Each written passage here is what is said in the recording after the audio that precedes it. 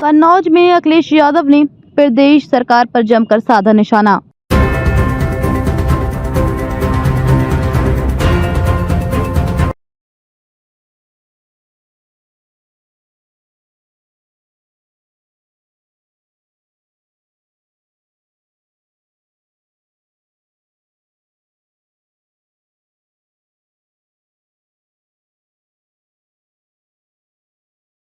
Samajwadi party के राष्ट्रीय अध्यक्ष अखिलेश यादव ने कहा कि पूर्ववर्ती सरकार में मेडिकल कॉलेज परिसर में कैंसर अस्पताल बनाए गए। उन्होंने कहा कि सदन में दिए गए मुख्यमंत्री के बयान को मैं सुन रहा था। वह कह रहे थे कि उनकी सरकार में कोई भेदभाव नहीं होता है। जो कहते थे कि कहीं भेदभाव नहीं होता है, उनका भेदभाव इस कार्डियोलॉजी डिपार्टमेंट में दिखाई दे रहा है। वर्षों पहले मैं जब यहाँ आया था तब ऐसा ही था और आज भी ऐसा ही है। दोनों डिपार्टमेंट में ताले लगे हैं। जो समाजवादियों ने काम किए थे उसमें ये भेदभाव किया जा रहा है। मेडिकल कॉलेज में हमारे साथ खड़े हैं। यहाँ पे कुछ साथी होंगे जो पिछले कई वर्ष पहले मैं आया था यहाँ पर, और यही कार्डियोलॉजी और इसी डिपार्टमेंट के आसपास मैंने खुद बिल्डिंगें देखी थी। आज जब मैं लखनऊ से चल रहा था तो माननीय मुख्यमंत्री जी का मैं भाषण सुन रहा था सदन का, और माननीय मुख्यमंत्री जी कह रहे थे कि उनकी सरकार में कोई भेदभाव नहीं होता है, किसी तरह की कोई भेदभाव उनकी सरकार नहीं करती है। और मुझे मुश्किल इस बात की आती है कि कभी कभी मैं सोचता हूं कि जो व्यक्ति शपथ लेता हो, वो समाजवाद के बारे में ना समझता हो। उन्हें कम से कम बाबा साहब भीमराव अम्बेडकर जी का दिया हुआ संविधान, उसके प्रियम्बल को दोबारा पढ़ना चाहिए।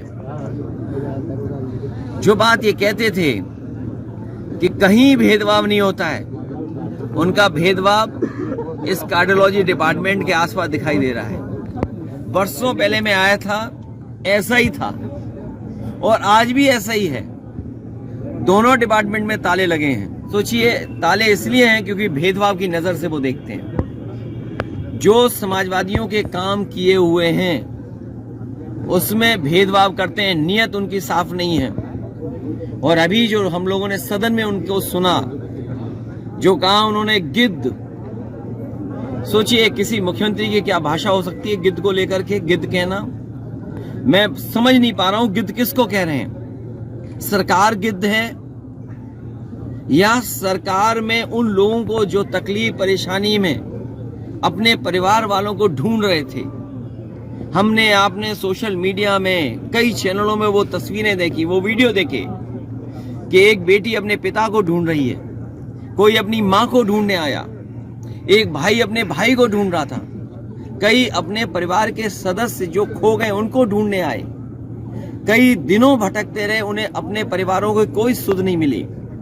वो पाया खोया केंद्र में भी गए, वहां भी कोई सूचना नहीं मिली उन्हें। तो क्या सरकार उनको गिद्ध कह रही है जो अपने परिवार के सदस्यों को ढूंढने आए? और फिर दूसरी बात, सुअर।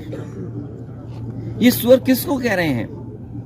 हमने आपने किसी ने नहीं कहा कि गंगा साफ नहीं है।